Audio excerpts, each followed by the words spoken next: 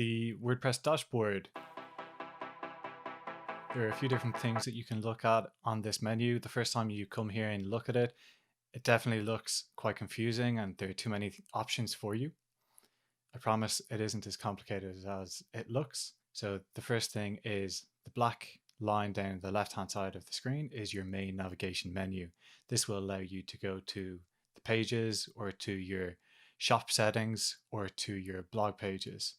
So in front of us, the first place you were brought to when you log into your website is the dashboard. To be honest, I don't use the dashboard very often for many clients.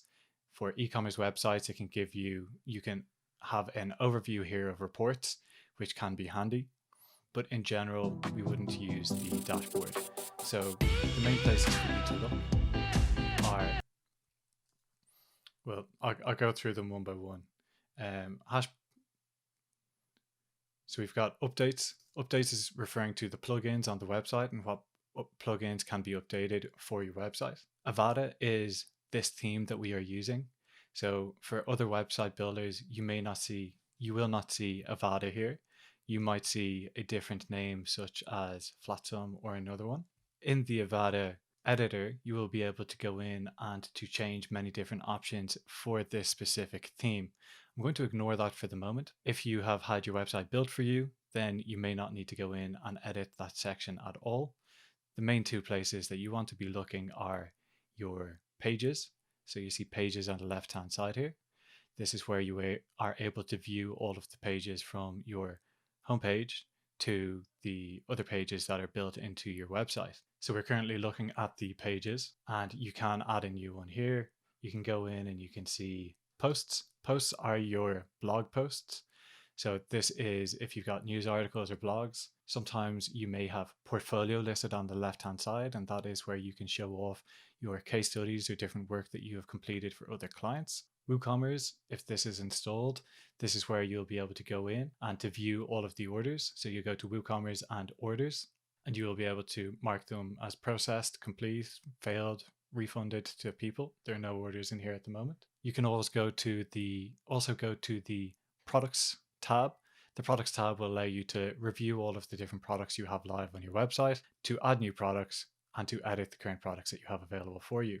Analytics can be handy. If you don't install Google Analytics, then you may be able to get information on your website straight from your website admin panel like we have here. So this would have different quantity of people who have visited the website in different dates, different sales that have happened on different dates. Marketing, the main thing that you want to look at here is if you've got a shop and you are using WooCommerce. So coupons have recently moved into the marketing tab. So you need to go to marketing, into the drop down, and then click coupons. In appearance, this will allow you to go in and do some edits. Again, you may not need to do this. You can go in and edit your menu for the website, so you can add different pages or different categories into your website navigation. You can also go in and create widgets for your website, and we'll talk about that in another video. You can go and have a look at plugins. If you've got permission to add new plugins or to update current plugins, then you can give your website additional features.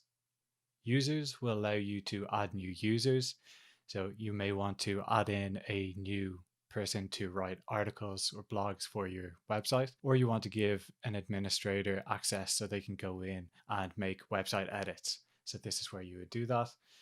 And then settings, you'll have your general settings. Again, most people can ignore this once the website has been set up for you. So the main places that you should look if you've had your website made for you are posts for your blog, pages to add new pages or to edit current pages. When you're adding and editing pages, when you are adding new pages to your website, you may be introducing new images. They will automatically be inserted into the media section.